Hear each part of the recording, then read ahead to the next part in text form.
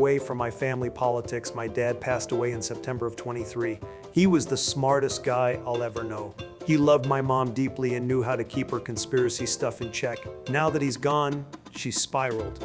She's deep down the conspiracy rabbit hole, a few levels beyond Canaan. She believes Trump is the only path to a great plan of spiritual unity and peace.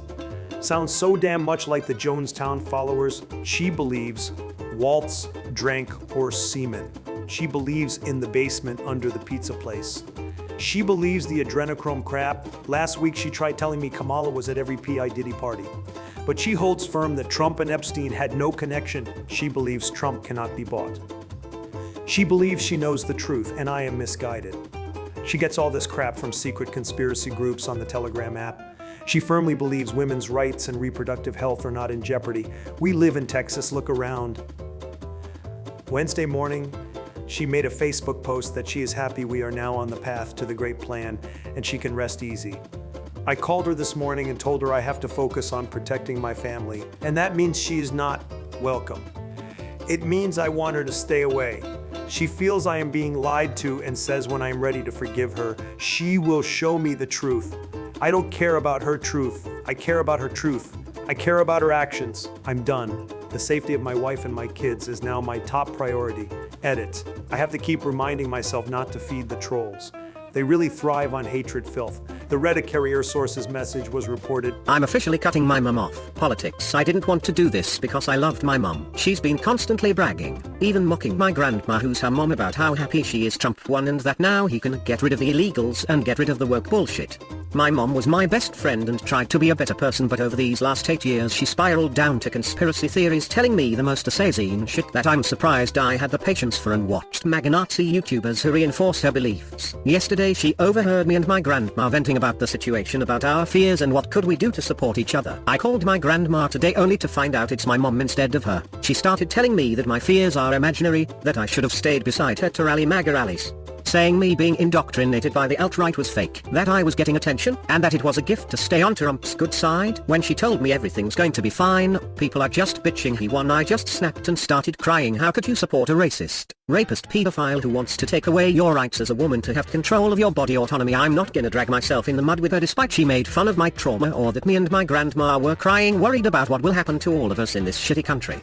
Before I left the call I said, Mum, nothing you do, or say, or anything is gonna change my views or mind about Trump. He's the most vile human in the world, and we're officially done. And she ended saying okay fine bye. I blocked her number and messages because from experience I know she wouldn't stop. She would go into my DMs and say the nastiest things, and her saying I wish I never had you is not the worst thing she said. I'm so fucking tired. I'm gonna start packing and make future plans to move in with my friends. Fuck Trump. Fuck anyone who voted for him, and fuck this country. Mom, if you somehow found this post, leave me the fuck alone. The damage is already done. You mocked me and your own mother. You tried to gaslight me. There is no way I can forgive you. You burned so many bridges, losing your friends and other family members. I genuinely hope it's what you wanted.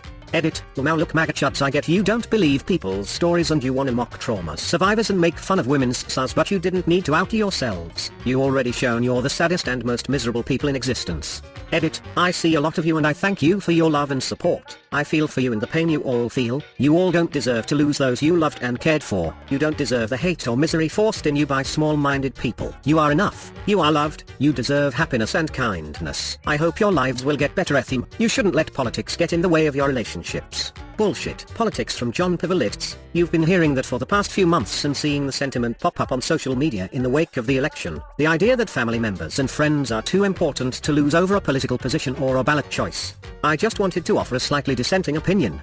Bullshit. That made philosophical sense in the past, prior to 2016, when we had parties and candidates who genuinely desired the common good, when we were just debating methodology or financial approach to problems that we all agreed were problems. It made sense when we imagined that our fathers, cousins, neighbors, and lifelong friends cared about diversity and justice and personal freedoms and helping people as much as we did.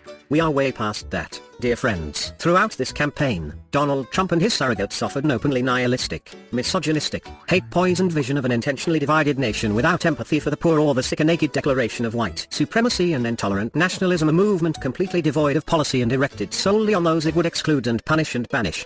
And that is what so many of the people we once shared this life with have chosen, many for the third time now. That doesn't just point to political fissure or ideological misalignment, but a complete moral incompatibility. This is no longer about a policy difference, not a simple disagreement on the humane and responsible way to deal with collective national challenges. It isn't a matter of agreeing to disagree on less than critical subjects where a stalemate is acceptable. This moment is about the rejecting or embracing of abject hatred of difference, of unapologetic racism, of dehumanization of vulnerable human beings, of fierce, narcissistic greed.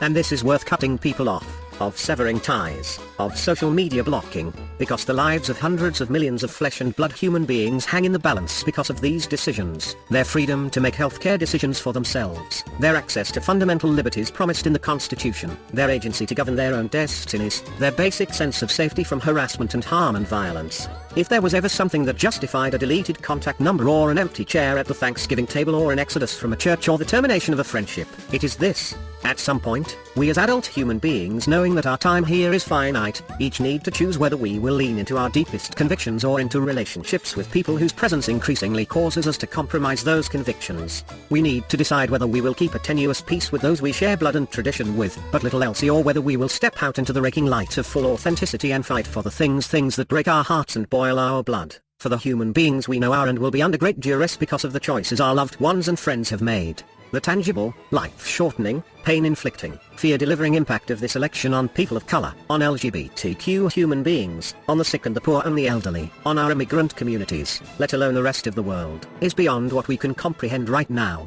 But as it all unfolds over the coming weeks and months and years, as we work to mitigate the damage and minimize the injuries, many of us may decide that we cannot forgive or abide those who not only allowed it to happen, but did so with perverse joy and unrepentant cruelty. If that isn't reason to end the relationship, nothing is. I hope he cuts Social Security, cuts Medicare, and gets rid of pensions. Foolish fun. My grandma is a die-hard MAGA here in NYC. You'll hear the craziest things come from her mouth. For her, Trump is basically the Messiah.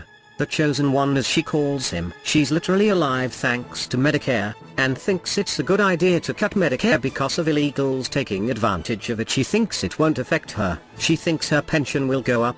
I'm thinking she reached dementia some time ago. I'd like for her to enjoy the things that she voted for, and the rest of my family too. I really hope they have the opportunity to enjoy what they voted for. I hope this country crashes and the people in it have to resort to become what they hate, immigrants. A shame for those who wanted a better future, but whatever, he got the popular vote too. Actions come with consequences. Politics. I've spent the last few days in disbelief over the voting actions of several family members, and I came to a decision last night. Carried out today. My background is in the insurance industry, and I've always been a huge proponent of life insurance, so I made it clear to several family members and my now former church that I took out substantial 100 life insurance policies on myself over the years, with them all as beneficiaries. Basically, when I die, each person group gets 100. After seeing the way they all voted with excitement and blatant disregard for their fellow Americans, I changed each and every policy today so that none of them get even a dime, and I'm not going to tell them. My will is getting changed tomorrow to give each of them $1 each. Always remember, you are who you associate yourself with, and if you associate yourself with Trump and his caliber of people, then I know all I need to know about you. The leopards have only just begun eating faces. Finally had to block my sperm donor. I love you. Don't get so twisted. Form politics that damages your relationships with family and friends. Life goes on. Everything will be fine. I couldn't voice grandma to vote for Trump. We have different options on the matter, but we still love each other. Our brains not broken. Love you. Everybody knows I don't eat sheep. In fact, I eat way less sheep than anybody. I have fabulous relative and he up with the sheep. He'll protect us from the sheep eaters. Oh come on mom, nobody is that dumb. I eat beef, chicken, pork. Sincerely, your true daddy, and I am your daddy. Look at us, Republican and Democrat, who vote differently but still love each other. And there's Chick and me. She's very pro-abortion. I couldn't convince your mum to carry the baby we created and let it live. That's why there is that larger gap in age between your boyfriend and side cuck. Just a month or two after your brother was born, I got your mom pregnant again. She said it was too soon. I said, so what? Just carry the baby and let it live. She said no, know and got the abortion. I couldn't do anything about it. Because of my impetuous choices, I've had lots of things I love taken away from me or denied me. But I still muddle on hoping for the best. You were so hell-bent on having that baby when she told you she wasn't ready. Cool. She also had to raise the 4 of us on her own. You talk about how heartbroken you are over that not having that baby, but did dump all for the living children you had. Make that make sense. I want to have a baby. What if something goes wrong with the pregnancy and I end up dying because hospitals are no longer allowed to treat me? You want to bleed out, go septic and die at the hospital because abortion is banned? It's already happening to families in places with total abortion bans like Texas, Georgia, Sweet Home Alabama. Not to mention, like it or not, I am a black woman. You may not see it that way, but society certainly does.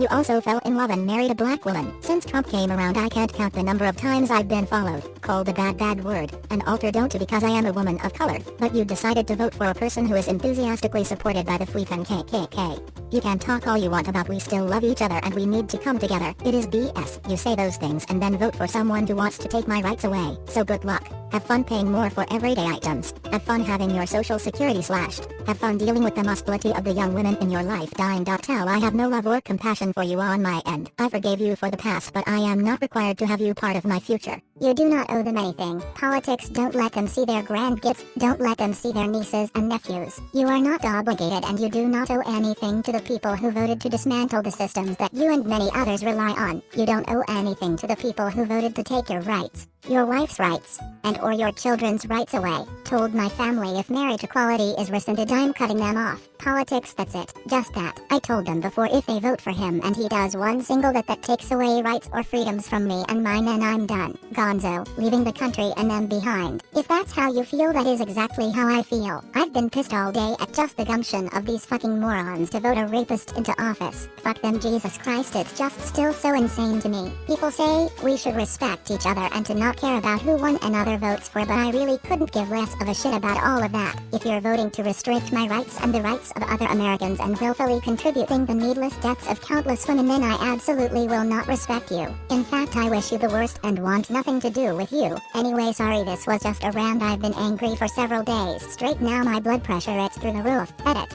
It's absolutely hilarious that some of y'all are speaking like we're overreacting to his election. We're complaining and scared as we should be. When we lose, we feel bad and make plans. When you all lose, you shit yourselves. Cry that the OA Democrats traded thy cents. Cutting off family due to political beliefs will do more harm than good. Social media, it is wild how many not just boomers are making this statement. Cutting off family due to political beliefs will do more harm than good. You should be trying to help them understand what's right or agree to disagree. It's similar to stating, how will cutting off your family for being toxic and wanting the absolute worst for you help the situation? You should be trying to get them to understand how the way they don't care about you affects you. It is not our job to teach them. Good lord. They knew very well who they were choosing. They knew what they were doing, the risks and what they were voting for. They made their own bed. It is nobody's job to teach them what went wrong or why exactly you want nothing to do with them. Don't bother when trying to teach them before was a complete waste of time. No more wasting time. No more sad attempts of guilt trips from people who disregard the abuse and or hive mind ignorance family and friends spew. No more arguing with them. If you have it in your power and you feel safe enough to, do yourself a favor and cut those people out. You will feel so much better if you do. It's not your job to teach these fools. It's not your job to attempt to educate those who refuse to be educated or don't have the capacity to be. Do it for you. Edit. It's wonderful many of you have the strength to lead the toxic people in your life. And for those who want to but can't yet, stay strong. For the ignorant clowns saying liberal tears so delicious taste so good, boo-hoo cry more. He why will choose tasks so good, leftist sheep. You're so dramatic, or any comment along those lines. Wow, so original. Like I said, ignorant hive mind, using the same single brain cell responses on repeat. Do any of you have the capacity to provide proper evidence as to why you think your choices and behavior are intelligent in any way, shape or form, without making yourself look like a complete tool who hates other human beings? You can try blaming it on your friends and family or whoever you feel compelled to argue with. Vote to. But people are done with trying to communicate with you when our words 99% of the time fall on deaf ears. You don't care, or you only care about yourself or your backwards religious views, and that's why for many of you, the people in your life are going low to no contact with you. We're done trying to explain. Never satisfied unless there's someone to punish. Politics are boomers being fools. Never satisfied unless there's someone to punish. Here's something you may or may not have noticed. Most people when they win a massive victory tend to hug one another.